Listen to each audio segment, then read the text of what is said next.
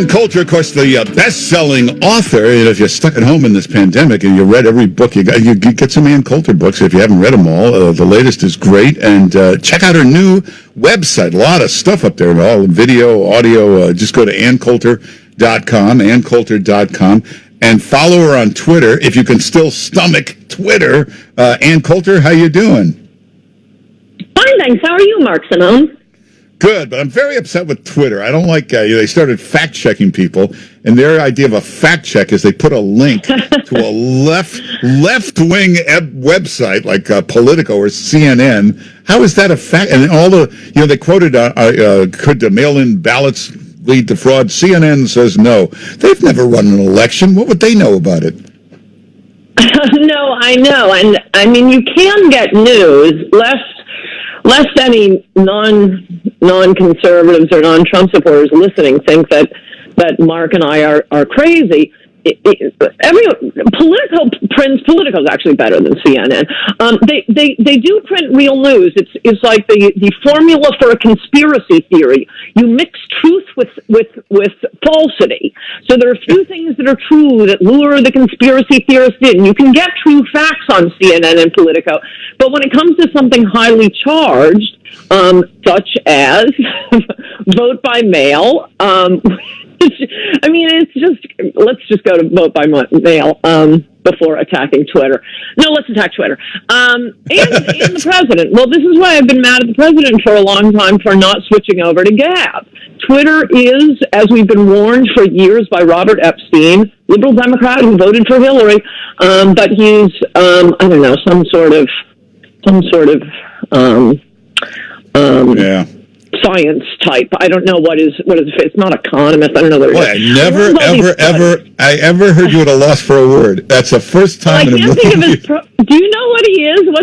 They have all these fancy titles. Anyway, he runs all these studies. He's been published many times, places like New York Times and Wall Street Journal, and he's done these studies. You may have heard of the movie, the Creepy Line. It's about how Google and Twitter and Facebook can affect voting and how they can swing hundreds of thousands of votes. And they've done all these studies. They're really quite persuasive. So this is kind of a big deal. Twitter going in and fact-checking only conservatives, well, right, thus far, only the president's tweets, where in this case Twitter is provably objectively wrong. It is a way for Democrats to steal votes. If the reason Twitter is huge right now, I mean, it's been losing money since it started, lots of money, hand over fist, it's because candidate Trump went on Twitter.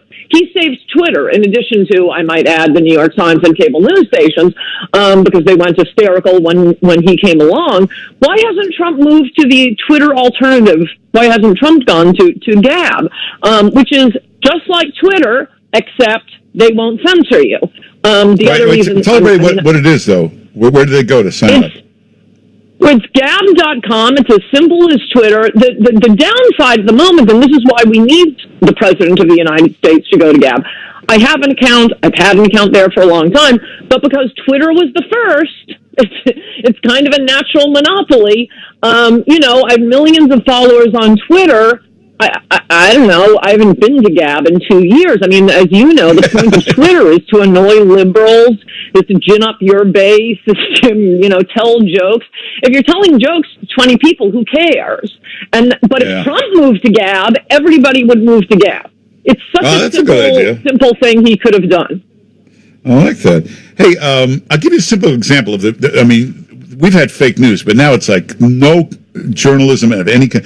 Like Governor Cuomo makes this order to send everybody into the nursing homes with COVID-19, kills 10,000 people. Then he actually says, I was just following the federal guidelines. There's no such thing. It's just an out-and-out lie. Have you seen any journalist follow up on that or look at that and say he was lying? No, you're right. You're right. And not only that, he sent out a tweet at the time bragging about his non-discrimination policy. If you have COVID, we'll put you back in the nursing home because we are proud non-discriminators. It reminds me of this tagline that you see on any help wanted ad. We are an equal opportunity affirmative action employer. Wait a second. Those two directly contradict one another. Affirmative action means you discriminate on the basis of race. Equal opportunity means you don't. So which one is it? In any event, he sent out a tweet at the time bragging about not discriminating. He has deleted that tweet. Have you seen any news about that? No, and he deleted the original memo from the state website yesterday, pulled down the original order. It's not there anymore. No, it's stunning what Democrats can get away with our media, which I repeat, return to my point. The media does have to be destroyed, taken out back, shot in the head. It's utterly unethical and useless. Actually, an activist force. You know, and Kayleigh McEnany made a great point when they kept asking her, why is the church an essential service? Why is religion an essential service? Why? They were screaming at her. And she said, how come you never asked why a liquor store was an essential service? This is typical liberal Democrats. They're stunned that anybody would call religion an essential service. They can't believe it. No, well, I'd go after the cannabis clubs. If there are, don't touch my liquor stores, Mark. But I will say about the churchgoers and yes, liberals and Democrats are being fascistic, and it is silly and not science-based to be pulling people off the beaches or making young, healthy people wear masks, running or biking in the park. There is a lot of silliness going on. Oh, and there's a reason for that. Democrats want the economy to crash. But I would like to say to my fellow churchgoers out there, don't want you guys dying. Not that I want anyone dying. I really don't want Christians dying. So please don't make a big point of hugging, kissing, and singing. Yeah, go to church, but still do your social distancing. If you can hold the church services outside, you should do that. Probably may as well wear masks. It's a confined space. You're all sitting, looking forward, listening to the same guy. But I wouldn't, in a response to the excesses of the left, engage in your own excesses, because I don't want any of you, we'll forget dying, even getting sick. Hey, did you see this Politico article? Why these shutdowns are going on forever? I tweeted it out yesterday. Politico article talking to all of these Democrat officials, including former officials with the Obama administration, saying their main worry is they're terrified of this, that when the shutdowns end, the economy will bounce back.